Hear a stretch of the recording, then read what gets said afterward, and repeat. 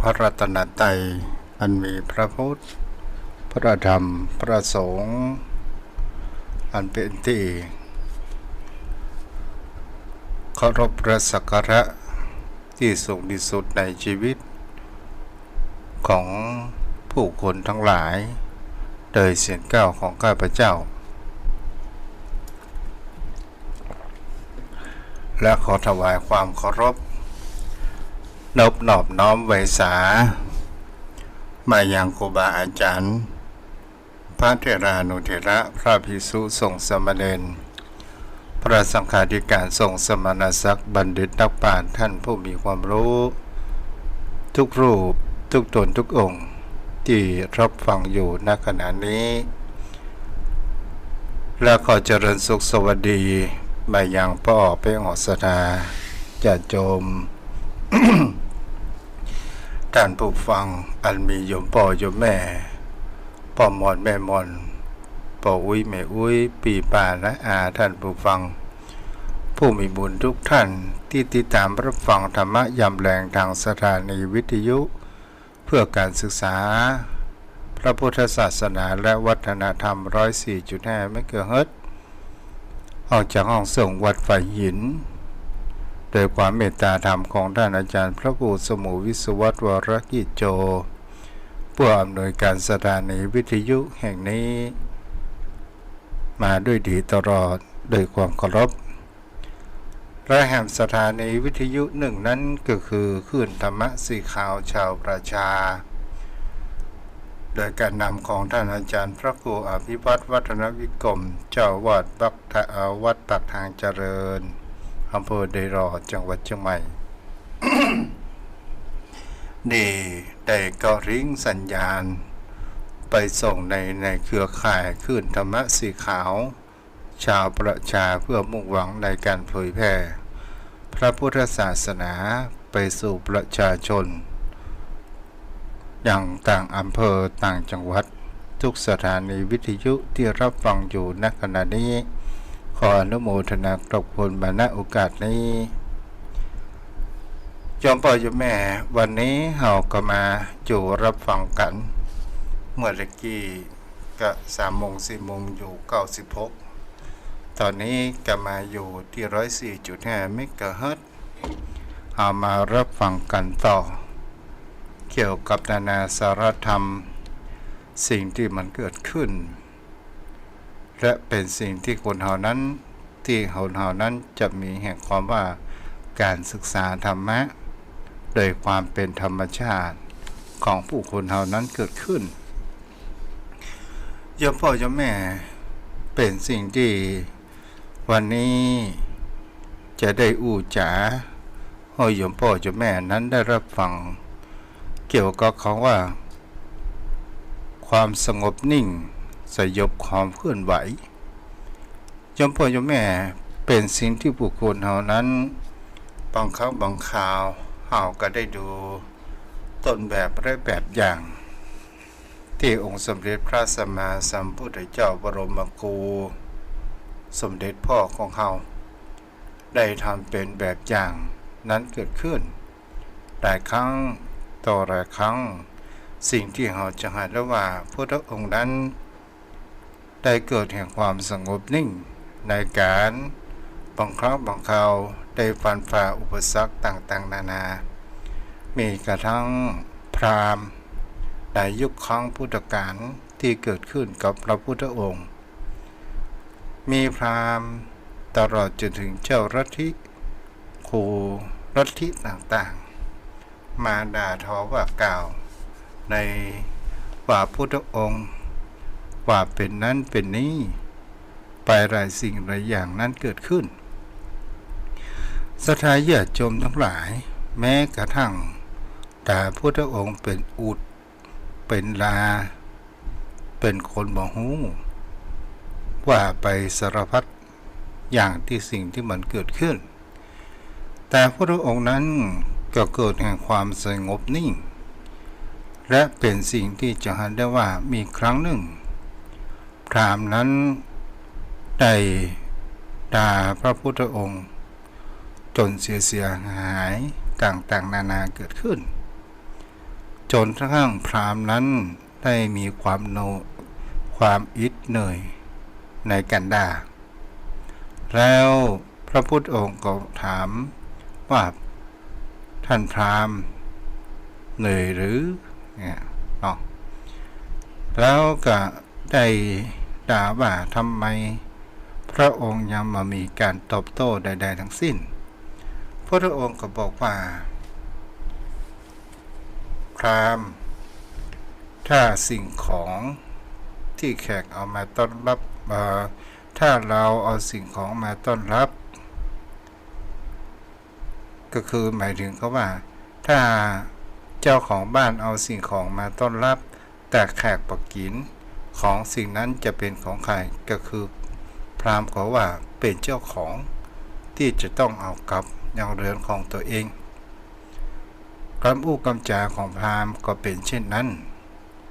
ศรัทธาญาติโยมทั้งหลายมีหลายครั้งต่อครั้งตลอดจนถึงนางจินจามนวิกาได้ด่าพระพุทธองค์นั้นอยู่ในท่ามกลางแห่งต้นหงว่าแห่งพุทธสมาคมก็หมายถึงเขาว่าพุทธองค์นั้นกำลังแสดงธรรมให้แก่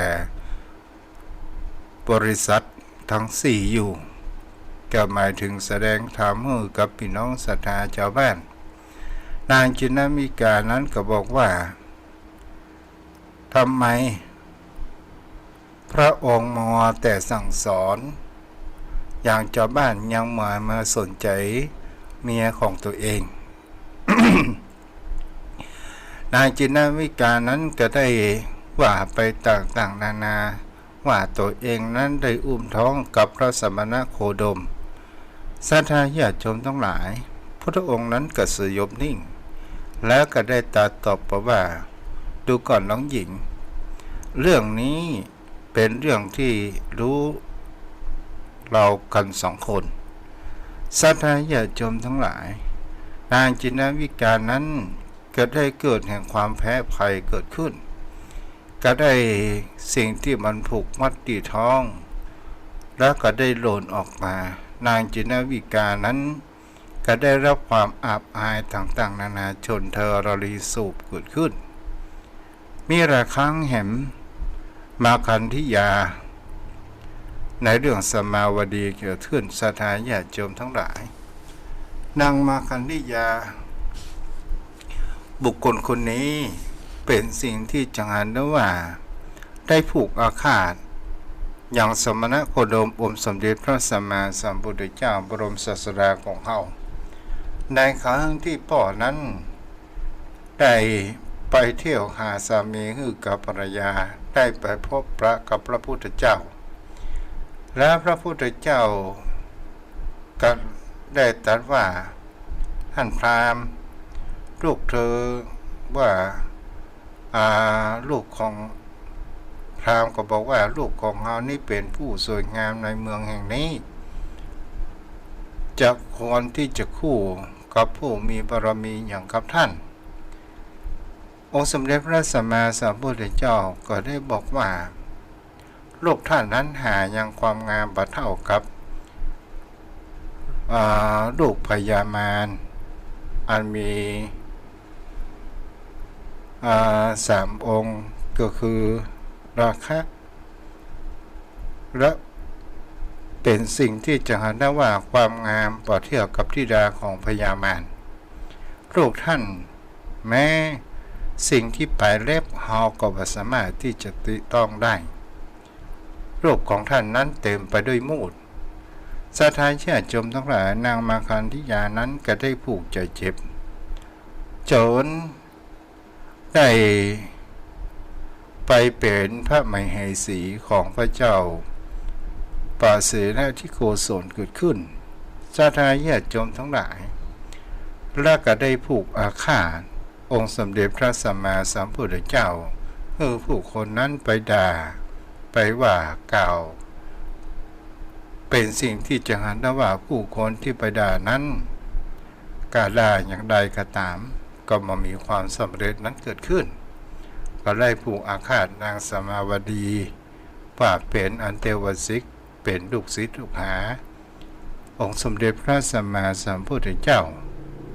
ศรัทธาญาติโยมทั้งหลายผู้คนเฮากระทำอันอย่างก็ตามตอนสุดท้ายมันก็จะต้องมีความพ่ายแพ้ภัยของตัวเองเกิดขึ้นอย่างกับนางสมาวดีได้ถูกนามกันทิยานั้นถูกใส่ความใส่ร้ายว่านางสมาวดีนั้นมามีความจงรักภักดีในสามีของตัวเองและไปอุปถัมภ์อุปถากอย่างสัมมณโคดมศรัทธาญาติโยมทั้งหลายความจริงเป็นสิ่งที่ประตายตอนสุดท้ายพระเจ้าประเสนทิโกศลนั้นก็ได้สืบหาเอาความในเรื่องที่อย่างปวดของว่าเสนาบดีอำมาตย์ทั้งหลายก็ได้ทูลว่าเรื่องนั้นมันมาเป็นอย่างไรเป็นสิ่งต่างๆนานาเกิดขึ้นพระเจ้าประเสนทิโกศลก็ได้ออกกลอุบายนางมาคันธิยาบอกว่าญาติพวกเธอนั้นอยู่ที่ไหนกันมีท่านใดพ้องเฮาจะมอบแห่งราชสมบัติหรือว่าจะมอบของขวัญมีเงินมีทองต่างคนก็ต่างมีความระโมบโลภมากว่าเป็นผลงานของดิฉันตลอดจนถึงผู้คนทั้งหลายอันเป็นญาติพี่น้องพระเจ้าเปสนิโกศลนั้นก็ได้ให้ผู้คนเหล่านั้นให้ทหารจับลงอยู่ในหลุมและก็ได้ให้ผู้คนทั้งหลายได้เอาไถไปอยู่ตลอดตอนสุดท้ายนางก็ถึงแก่กรรม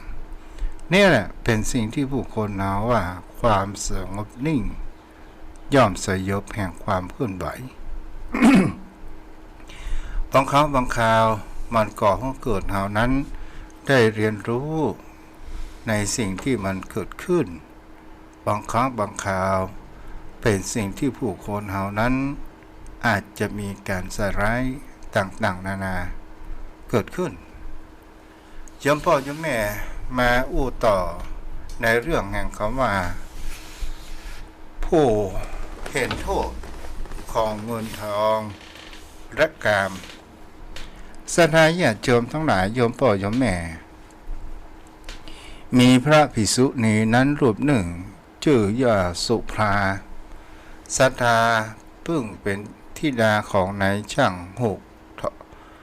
างทอง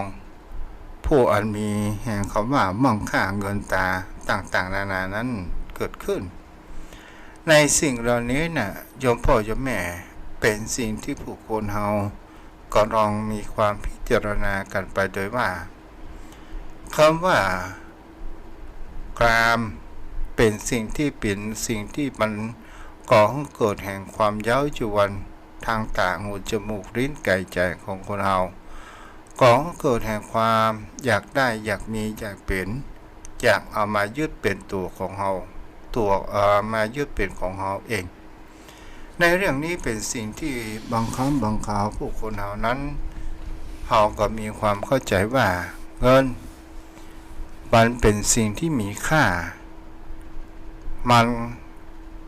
ก็สามารถที่จะทำลายตัวของเฮาได้เหมือนกันถ้าเฮาประจังใจถ้าเฮาบ่ฮู้ทันความมันเกินทองสิ่งเหล่านี้มันก่อให้เกิดแห่งของเขาว่า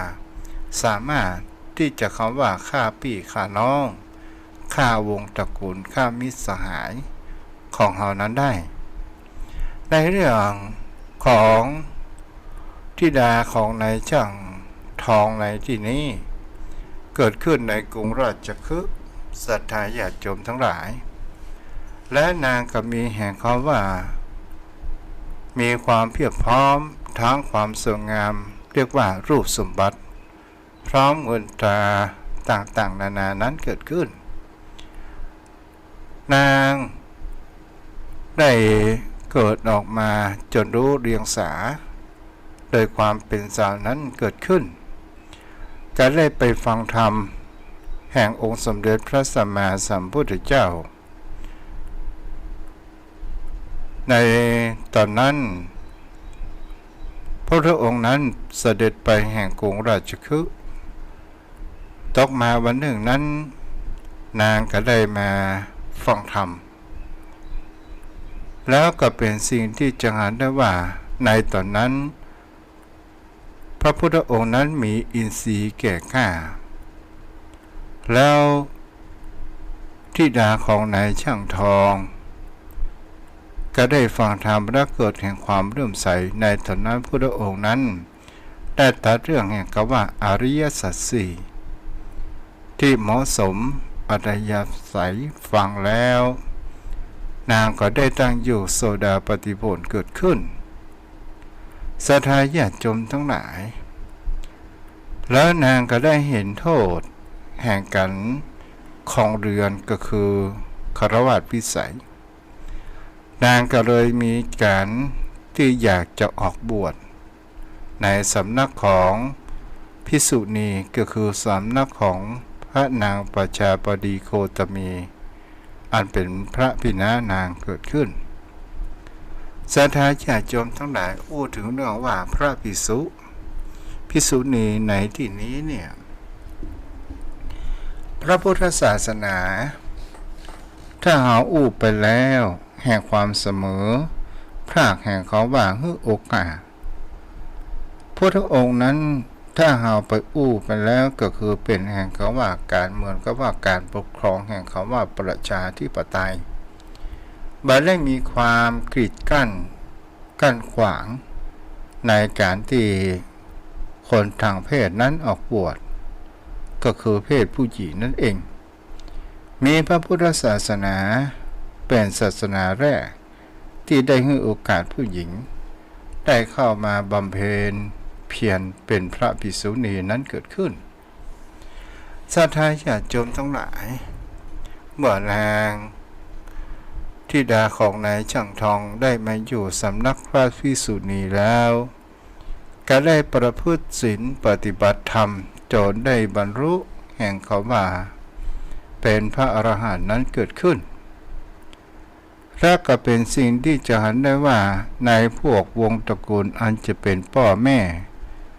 พี่ป้าน้าอาของธิดาในช่างทองนี้ก็ได้เอาเงินเอาทองนั้นมาล่อเพื่อที่จะให้ภิกษุณีชื่อว่าสุภานี้ได้สึกขาลาเพศเพื่อจะออกจากสำนักนางภิกษุณีศรัทธาญาติโยมทั้งหลายแต่นางนั้นก็มามีความยินดีในเรื่องสมบัติต่างๆนานางก็มีความยินดีในการเจริญสมาธิวิปัสสนาและก็ได้บรรลุเป็นพระอรหันต์ด้วยปฏิสัมภิทาสี่ศรัทธาญาติโยมเป็นสิ่งที่จะเห็นได้ว่าเมื่อนางได้ปนเขาว่าเมื่อนางหันยังพ่อแม่และญาติทั้งหลายเอาเงินเอาทองนั้นมาล่อนางก็ได้ตรัสว่าข้าพเจ้ายังสาวหนุ่มห่มผ้าสะอาดได้ฟังธรรมข้าพเจ้าก็ตั้งอยู่ในความประมาทและก็ได้ตรัสรู้สัจธรรมเกิดขึ้นข้าพเจ้าจึงมามีความยินดีในกามทั้งปวงและหานภัยในสักยะก็คือปัญจขันธ์หานโทษในแห่งคำว่าขันธ์ทั้งห้าอันเป็นตัวแห่งโทษที่จะทำให้หอติดบ่วงแห่งมานั้นเกิดขึ้นและก็มีความยินดีในแห่งคำว่าการออกบวชเท่านั้นข้าพเจ้าละหมู่ญาติทาสกรรมกรพี่น้องเจ้าบ้านเจ้าจองไร่นาที่หนต่างๆนานาสาระไปเสียทุกสิ่งทุกอย่างศรัทธาญาติโยมทั้งหลายเมื่อออกบวชด้วยศรัทธาในพระสัทธรรมคำสอนที่พระองค์นั้นประกาศแล้วก็ละทิ้งเงินทองนางก็ได้อู้ถึงคำว่าเงินทองเอาจะกับปิกแปยึดถือเอาแห่งคำว่าวัตถุกรรม หรือมายึดถึงคำว่าเงินทองบ่สมควรแก่ข้าพเจ้าเลยข้าพเจ้าปรารถนาแต่มันมีความกังวลห่วงใจได้ละทิ้งเงินทองแล้วได้มายึดถือทองอันไว้แหมก็คงจะทำให้เกิดความหลงและก่อมาให้เกิดแห่งหันสัจธรรมนั้นเกิดขึ้นแล้วนางภิกษุณีผู้นี้ก็ได้อู้ถึงแห่งเขาคำว่าโทษแห่งเขาว่าทางด้านการเงินทอง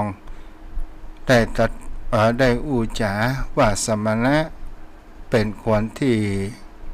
พอสมควรแก่สมณะเงินทองใบแจ้ของอริยทรัพย์ทรัพย์ที่แท้จริงของสมณะนั้นก็คืออริยทรัพย์เงินทองนี้มันเป็นของกรวาสเงินทองมันสามารถทำก่อให้เกิดแห่งความโลภและก่อให้เกิดแห่งความมัวเมาก่อให้เกิดแห่งความลุ่มหลงและก่อให้เกิดแห่งความยึดมั่นถือมั่นดังเหมือนระหว่างเครื่องผูกและมีภัยมีความคับแค้นอยู่มากในเงินทองนี้ถ้าชนเป็นอันมากมีความประมาทมีจิตใจเศร้าหมองแล้วก็เพราะเงินทองเท่านี้จึงจะต้องเป็นสร้างแห่งคำว่าความศัตรู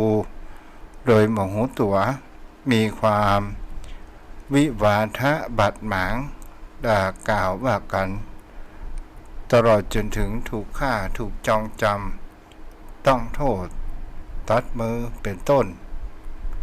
ก่อให้เกิดความเสื่อมเสียก่อให้เกิดความเศร้าโศกวิภัยรำพันความวินาศเป็นอันมากของชนที่ตกอยู่ในกามทั้งหลายกะหันประการเช่นนี้ฉะนั้นอย่าให้เฮานั้นกลับไปยึดแห่งคำว่าเงินทองนั้นมาได้ในคำอู้คำจาของนางภิกษุณีในคำสอนของนางภิกษุณีรูปนี้เนี่ยก็เป็นสิ่งที่เราจะเห็นได้ว่า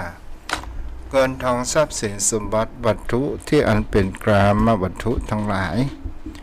ตลอดจนถึงเป็นสิ่งที่เราจะเห็นได้ว่ามันก็ก่อให้เกิดคุณก็ได้ก่อให้โทษก็ได้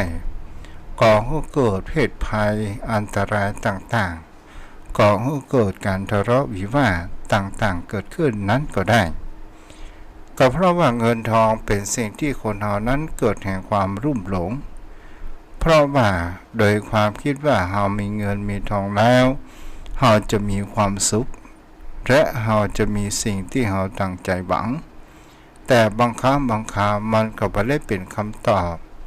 สร้างแห่งความสุขนั้นเสมอไปความฝันและความจริงเป็นสิ่งที่ผู้คนเรานั้นมันแตกต่างกัน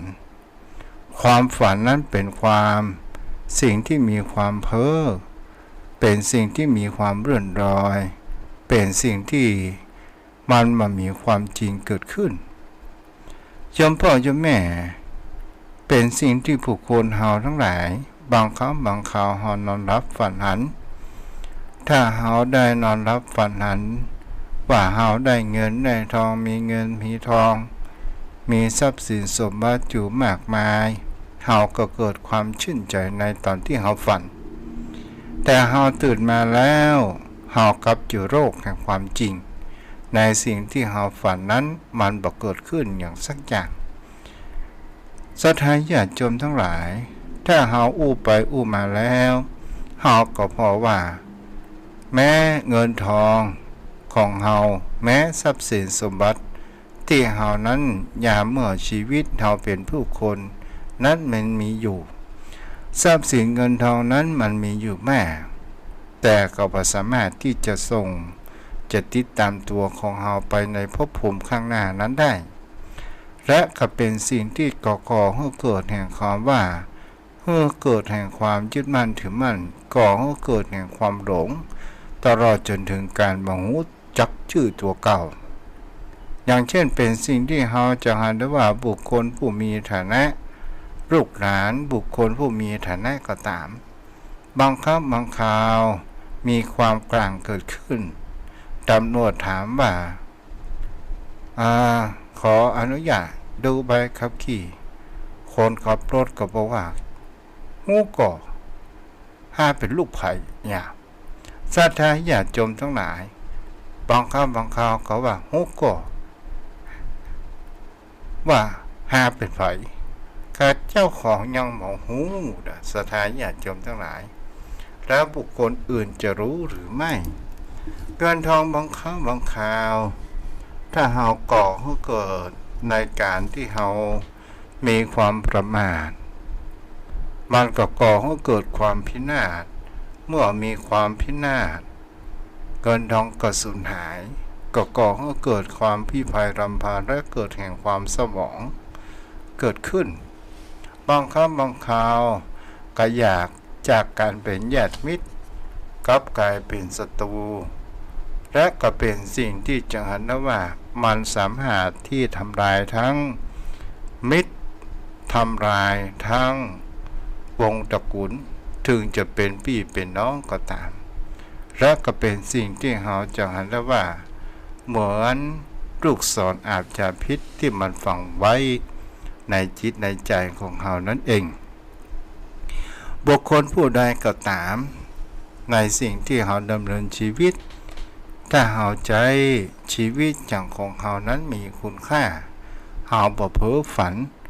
เราบ่บ้ามากเกินไปสิ่งที่เราจะแล้วว่าเงินทองบางครั้งบางคราวอาจจะทำให้เราบ้าก็ได้บ้าในที่นี้เป็นสิ่งที่เมื่อก่อนเฮาค้าขายอะไรอย่างเฮาก็ได้เหมือนดังใจหวังและเฮาก็ลงทุนไปยืมหนี้ยืมสินธนาคารมาลงทุนและทีนี้มันขึ้นได้มันก็ลงได้แล้วทีนี้เกิดความผิดพลาดเป็นหนี้เป็นสินและก็ก่อให้เกิดแห่งความเครียดแล้วก็เป็นบ้านั่นก็มีสิ่งนี้เป็นสิ่งที่สำคัญและเป็นสิ่งที่เราจะเห็นได้ว่าตู้เจ้าในอู่ที่นี้กับบ่ได้ปฏิเสธว่าเงินตรานั้นบ่สำคัญแต่สิ่งที่สำคัญอย่าให้ความโลภอยู่ในจิตในใจของเรานั้นมันมากนักถ้าเรายิ่งโลภเราก็จะทำให้เราเกิดความพลั้งพลาดในชีวิตตนตัวของเรานั้นเกิดขึ้นได้นั่นเองฉะนั้นเป็นสิ่งที่ผู้คนเราควรระมัดระวังสิ่งที่ผู้คนเราจะมีความสุขนั้นก็คือเป็นสิ่งที่เรานั้นจงแห่งเขาว่ามัชฌิมปฏิปทาก็คือทางสายกลางเราบ่โลภมากเกินไปและเราก็บ่ได้มีความตนีที่เหนียวมากเกินไป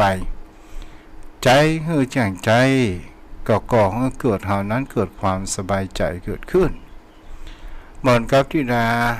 ช่างทองผู้อันเป็นพระภิกษุณีผู้บรรลุนี้ก็ได้ชี้แจงในเรื่องแห่งคำสอนทรัพย์สินให้กับอย่างทายาทอันมีพ่อแม่สังขยาตของตัวเองตลอดจนถึงสังขยาตนั้นก็ได้อ่านธรรมเป็นสิ่งที่ก่อให้เกิดแห่งหลายสิ่งหลายอย่างเกิดขึ้นศรัทธาญาติโยมทั้งหลายทรัพย์สินสมบัติเป็นสิ่งที่เกิดขึ้นมามีความจรังยั่งยืนมันมีได้มันก็สูญหายไปได้ถ้าเราตั้งอยู่ในความประมาทโยมพ่อโยมแม่ท่านผู้ฟังวันนี้ก็ได้อุจจามาพอสมน้ำสมเนื้อสมควรแก่เวลาสดายญาติโยมโยมพ่อโยมแม่ท่านใดที่จะโทรมาอุจจาสนทนาธรรมกันก็รอได้เด้อตอนนี้ก็เวลา5:32 นาทีอนุโมทนาแม่ทองคำที่วงคำที่ฟังทางด้าน Facebook เนาะ ส่วนโยมพ่อโยมแม่ที่อยู่ทางบ้านภายจะโทรมาก็โทรมาได้เลย0631639950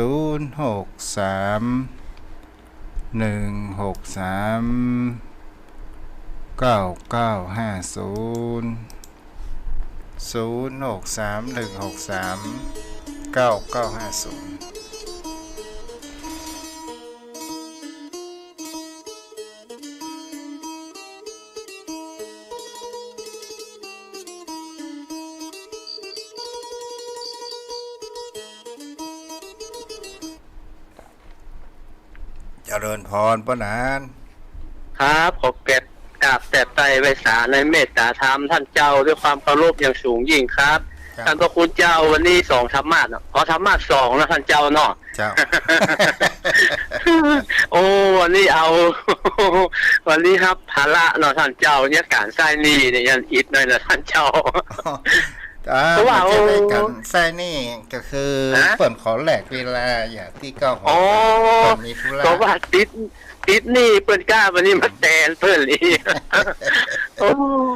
ก็หานั้นเปิ้นโทรกันหลายกันเลยอันคนอื่นโทรว่าโอ้ท่านพระคุณเจ้าวันนี้อย่างโซดมาอันเทแหมนี่เนาะอ๋อวันนั้นประเทศออก2 วันแล้วท่านเจ้าเนาะเจ้าโอ้ก็ว่าโอ้ท่านพระคุณเจ้าคือคนเดียวมาโอ้บัลลังก์เปิ้นหาพลาดกันอย่างอ่ะไปฮู้ข่าวอย่างจะโทรไปก็เป็นการรบกวนเนาะ วันนี้เลยเอา2 ที่เลยเนาะท่านพระคุณเจ้าเนาะ2 ที่ก็มีสาระถึง2ครับได้สาระเนื้อหาสาระถึง2 3 มากนะครับเจ้าเพราะนั้นมีอย่างจะเพิ่มเติมก่อนฮะโอ้แจ่มชัดเจนโดยพยัญชนะเหมือนได้เปิดไฟในที่มืดส่องแจ้งเหมือนกับบอกทางให้คนหลงทางเหมือนกับง่ายภาชนะถ้านำไปใจนะท่านพระคุณเจ้าถูกต้องครับถ้าบัดนำไปใจนี่ก็ตัวเก่าเป็นคนปิดคนเดียวปิดหนทางถึงว่าความสงบนิ่งสยบความเคลื่อนไหวนี่ก็เป็นสิ่งที่แท้จริงนะเนาะท่านพระคุณเจ้ามันตบมือข้างเดียวมาจึงบ่ดังถ้าเอาไปปากมันไปต่อล้อต่อกรอ่ะเมื่อว่าไปเจออย่างท่านเจ้าว่าแกมาถึง3 วัน7 วันเลยมาจึงดักคนเดียวถ้าเอาไปโต้ไปเถียงมันต่อกรมันจึงแบบฮู้จักแล้วจักจบอย่างนั้นท่านพระคุณเจ้าว่าน้ำพึ่งหยดเดียวนะเพราะจึงน้ำพึ่งหยดเดียวเนี่ยถ้าท่านเจ้าขยายเนื้อความอธิบายมันน่ะโอ้มันแจ่มแจ้งชัดเจนนะครับว่าน้ำพึ่งหยดเดียวนี่นะมันทุกเจ้าเมืองโกสัมพียนะว่าเขาว่าน้ำพึ่งหยดเดียวคือเรื่องน้อยก็เป็นเรื่องใหญ่เมื่อก่อนมีนิทานปลาของทั้งเมืองเดียวเนี่ยมันมาจากป้อหนานปองก่อมันมีมันอย่างอี้ท่านเจ้าจะให้เวลาผมสักนาทีก่อนโอ้เอาเลยมันมี2ฉบับเนี่ยแถมฉบับ1นั้นมันเป็นคนไทยแถมฉบับ1เป็นคนเมืองคือมันจะท่านพระคุณเจ้ามันมีคนหาน้ำผึ้งบ้านเฮาก็ฮ้องว่าคนไปเสาะว่าหากินไปป่าไปเสาะน้ำผึ้งมาแล้วก็จะเอามาขายในกาดแล้วทีนี้เปิ้นหาบมาตามหนทางแล้วก็หนทางเข้ากาดนะคนมันนักกองต่อกอนมันเป็นกองกรีดกองธรรมดาแล้วก็แถมคนนั่นก็ไปกาดประกันแล้วไปต่ำเขาใส่หาบจนแล้วน้ำผึ้งมันก็ฟ้ามามันก็ฟ้าน้อยเดียวนะฟ้าสักหยด2 หยดอีกก็เลยฮ้องว่าน้ำผึ้งเดียวแล้วทีนี้คนหาบนั้นมันก็ว่าเป็นยังน้ำผึ้งเขาก็มีเปลือกเขาก็ทิ้งบอกว่าอย่างอันแล้วไปหายไปเดี๋ยวแล้วมันก็ทิ้งไปได้เจ็ดไปล้างอย่างนะก็เตียวไปเข้าไปในกาดแล้วทีนี้น้ำผึ้งหยดเดียวนะแมงมันมากินคือแมงเม่าแมงเนี่ยมันมากินน้ำผึ้งเมื่อมันมากินน้ำผึ้งแล้วอึ่งมันก็มากินแมงมากินแมงแล้วแมวมันก็มากินอึ่งเอาแล้วกันนี่แมวนะมันเป็นแมวมีเจ้าของแมวมันมากินอึ่งแล้วก็หมากับแมวมันมาถูกกันหมามันก็มีเจ้าของหมามันก็มาคบแมวเมื่อหมามันมาคบแมวแล้วเจ้าของหมาก็มาบุกหมาแล้วที่นี่หมามันเป็นสัญชาตญาณมันก็โล่นไปหาเจ้าของมันเป็นนางกามันก็โล่งไปกาดมันก็โล่นไปแล้วคราวนี้มันก็โอ้โหอันนี้บุกนี่หมาโดนบุกลอยน่ะแล้วคนก็ว่าเนี่ยท่านบุกมันเอาละกันนี่มันบัดแล้วมันก็ไปเดือดว่าอันไปบุกหมาอย่างอันนี้มันหมามีเจ้าของเนอะ เจ้าของแมวบอกว่ามันมาคบแมวค่าล่อไอ้เนาะมันมาคบแมวของมีเจ้าของรอน่ะไม่ใช่เหมือนหมาจรจัดมันก็ว่าฮะอันนี้มันไม่ใช่หมาจรจัดหมามีปอพอหมามีเจ้าของล่อสุมาแต่มึงยาวอย่างใดอ่ะในกาดนะมึงยาวอย่างใดแล้วทีนี้ก็คนนั่งกาดมันก็มันว่าอย่างอี้แล้วเจ้าของมาก็มันก็เอาลกมาแล่หรอกกำนั้นมันก็บุกกันเอาไม้การฟัดเฟดกันฟาดกันในกาดแล้วคนข้างกาดที่เปิดนั่งกาดแล้วก็บอกว่าวันหนึ่งให้เข้าที่เปิดมากล้ามาขายแจกคนแรกไปแจกกันเนี่ยเพื่อนเลยบอกว่ามันเป็นตาน้ำพึ่งอยู่เดียวมันเป็นนิทายทำปลำปลาท่านเจ้า แล้ว เนี่ยก็เลยว่า ของภาคกลางเหรอ ของภาคกลางนั้นพญาเจ้าเมืองเปิ้นหันกวางคำเขาจิ้มไปเจ๊กวางคำมากวางมันงามเนื้อมันเลี้ยงมันงามแล้วเขามันงาม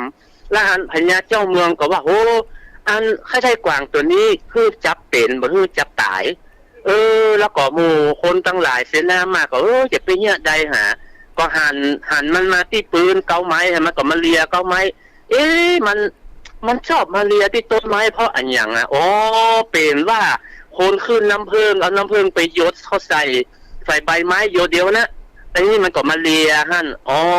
เขาคนเปิ้นมีปัญญาบอกว่าฮูละเป็นเจ้ามันมากินน้ำผึ้งแล้วประกอบน้ำผึ้งแล้วหล่อกำยศเอามา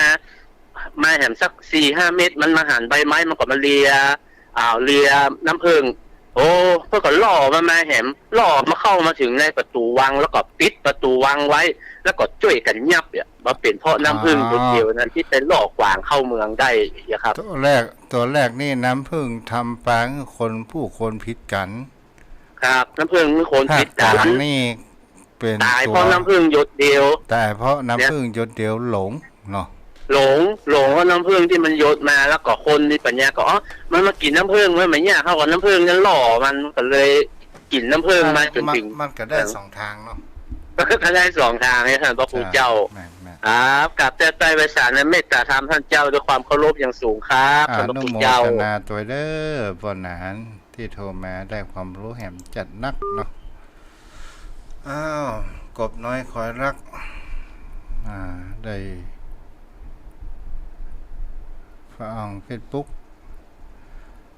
แม่วรีแม่อารีเจริญพรวันนี้อาจารย์ได้ความรู้เยอะเลยวันนี้จ้าได้ความรู้จากอาจารย์เยอะเลยอาจารย์หายได้ยังจ๊ะอะไรหาหรือยังหายแล้วจ้าเหรอจ๊ะแล้วจะไปลืมกินยาเนอะจ้าผู้รักษาจ้าสวัสดีค่ะอาจารย์วันนี้ได้ความรู้จากอาจารย์เยอะแยะเลยจ้าทางประหลานตัวน้องจ้าสวัสดีจ้าผู้รักษา แม่นวลยอดคำปันที่รับฟังทางมือถือหรือจะโทรมาได้เด้อโยมพ่อโยมแม่ท่านผู้ฟัง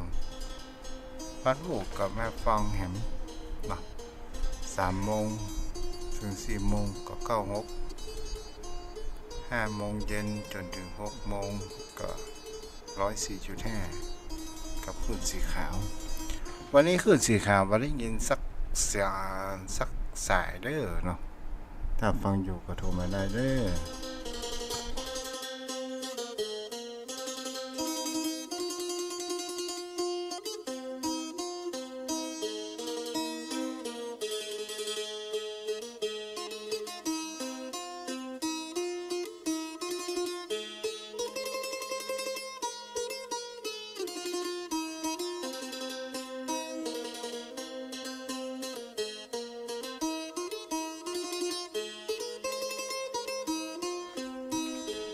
ใครจะโทรมา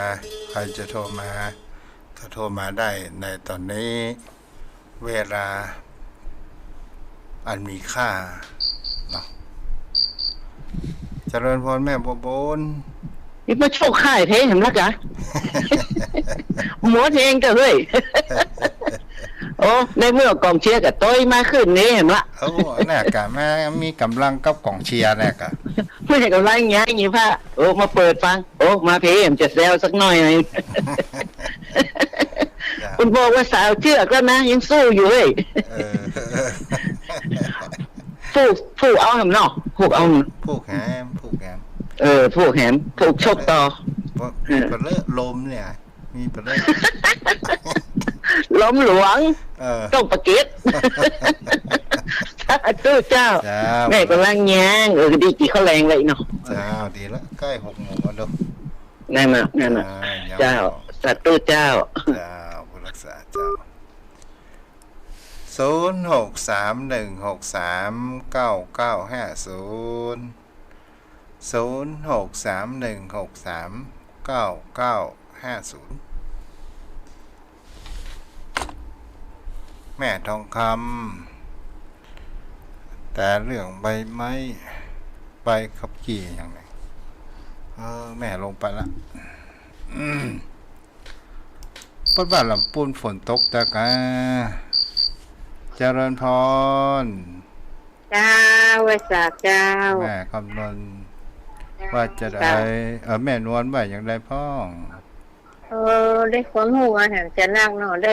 จากคนอ่านด้วยเนาะเจ้า เจ้าดีแล้ว แม่ก็ฟังอยู่แม่ลูกสวนมาเปิดฟังเนี่ย ดีแล้ว แต่ว่าอย่างที่ถ้าดีอยู่ก็ฮกถ้าดีก็มาร้องเพลงอย่างใดนั่นนี่เนาะ 2นี่มันได้ที่เตียวบ่ได้ไหม เป็นร้านที่เราจะลองเท้าไอ้ค่ะ เจ้าที่เตียวเพราะว่าท่านอาจารย์กิติพงศ์เพิ่นมีธุระเนาะ วันนั้นแม่ก็เปิดนั่นเข้าฮกเปิดไหนก็ได้เมื่อวันจันทร์วันการอย่างเนี้ย เจ้ามาวันนี้เจ้าเนาะ จ้ะเป็นกำลังใจให้เนอะ เจ้าบุรักษาแม่0631639950 เจริญพร เจ้ากลับมาสาเจ้าท่านพระครู ช้าแม่ นาตานีฝางไปเนอขึ้นสีขาวเนอนี่นะ จ้าขึ้นสีขาวเนาะโอ้ดีใจฟังจะได้พ่ออากาศแม่ โอ้ มีก่อวันนี้ วันนี้มันมีเจ้าฮ้อนกั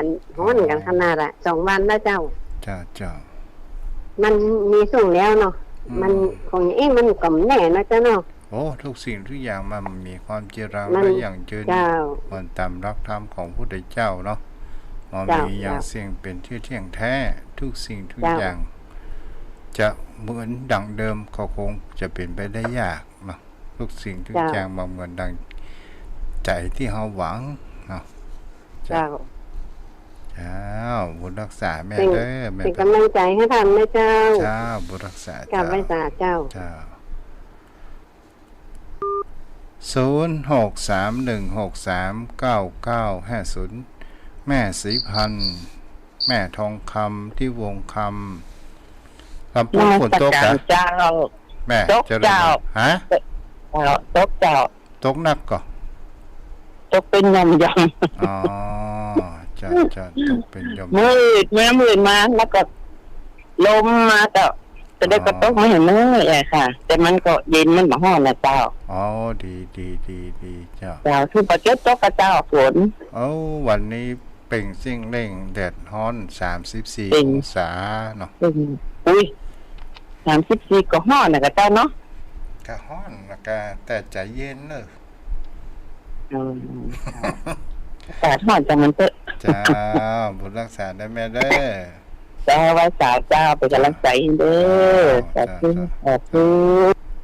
อนุโมทนานพดลคำเป็นคำเนาะติดตามรับฟัง0631639950 แม่ศรีพันธ์เจริญพรไว้สาวเจ้าพระอาจารย์เป็นหนกาได้ยินเพื่อนถามว่าหายละกาเจ็บขาเป็นยังไงกับเจ้าโอ้แม่มันเนี่ยกะมันน้ำหนักมันให้ฉันนักกับปวดแข้งปวดขาที่แน่ๆเป็นโรคซับจังมาหายง่ายๆเนี่ยกันเหมือนกันเลยแม่ก็เป็นโรคซับจังจะเอายาหยังมาแก้ฮะ ไปถามเขาไปหาทำงานที่เป็นหลวงครับสมัครงานก็ถามว่าแม่อายุได้เท่าใดแล้วบอกอ๋อมันนักบนาอย่างหรอกค่ะแม่ได้65อ๋อแม่เกินเงินเป็นหน่อยหักบัดได้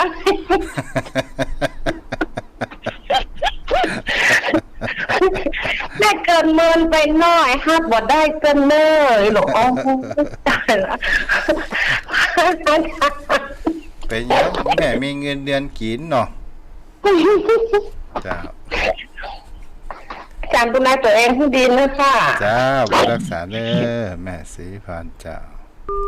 0631639950 0631639950ตอนนี้5:48 น.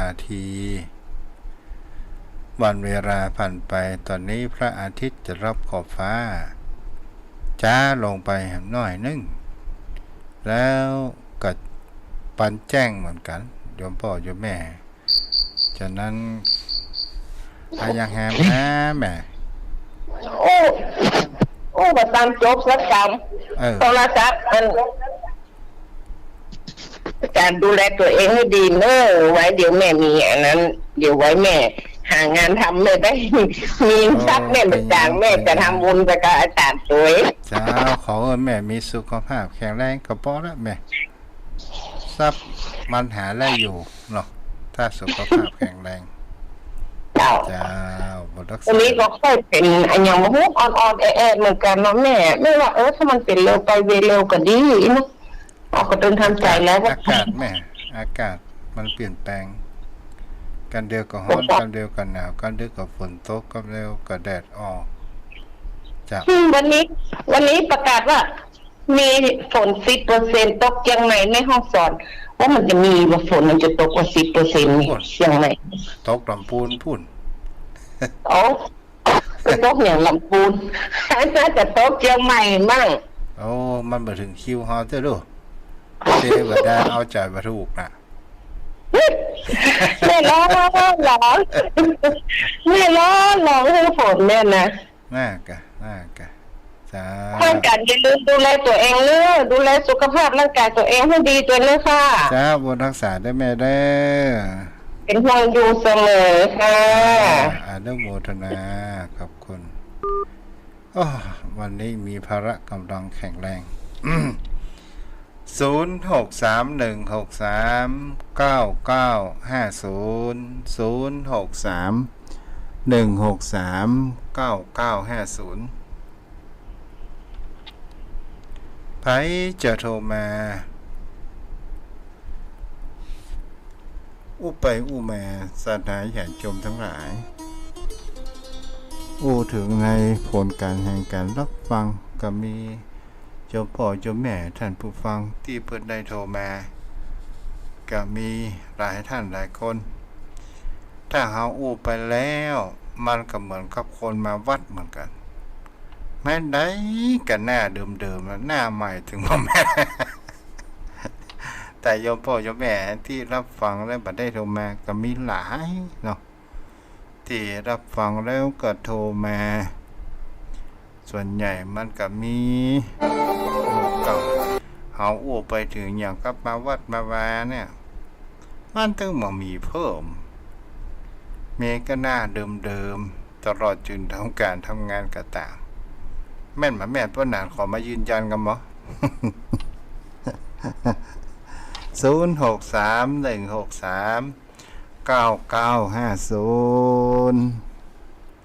0631639950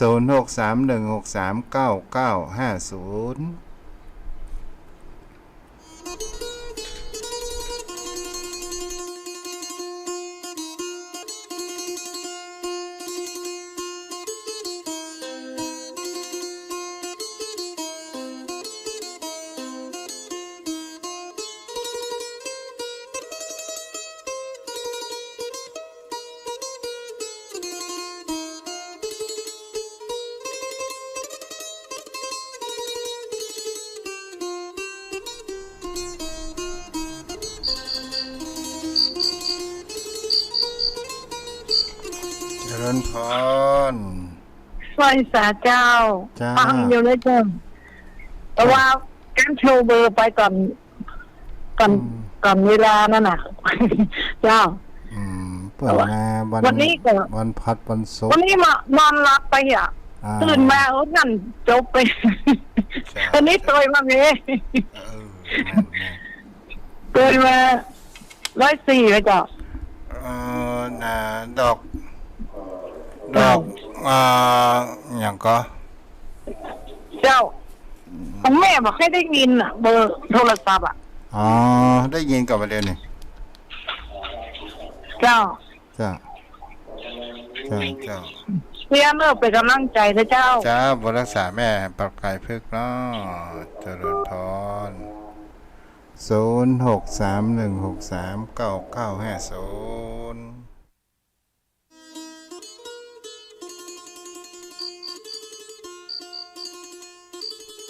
เจริญพร นมัสการเจ้า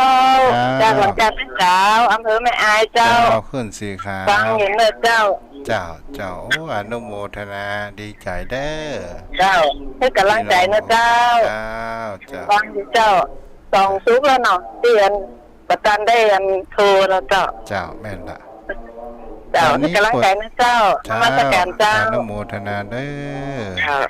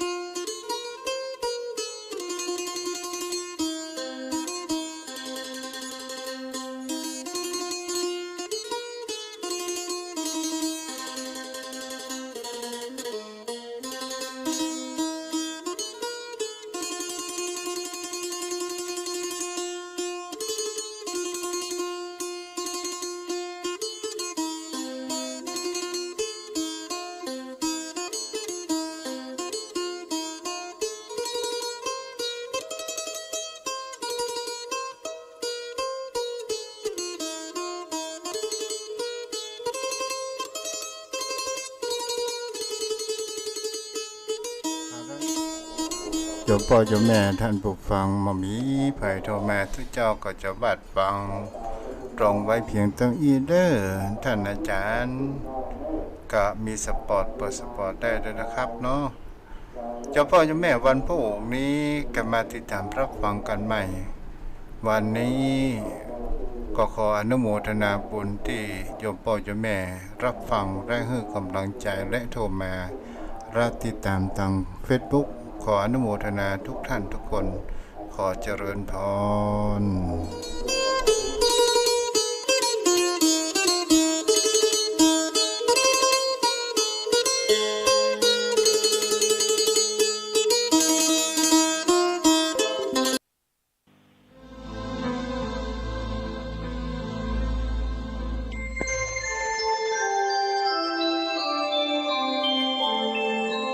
ขณะนี้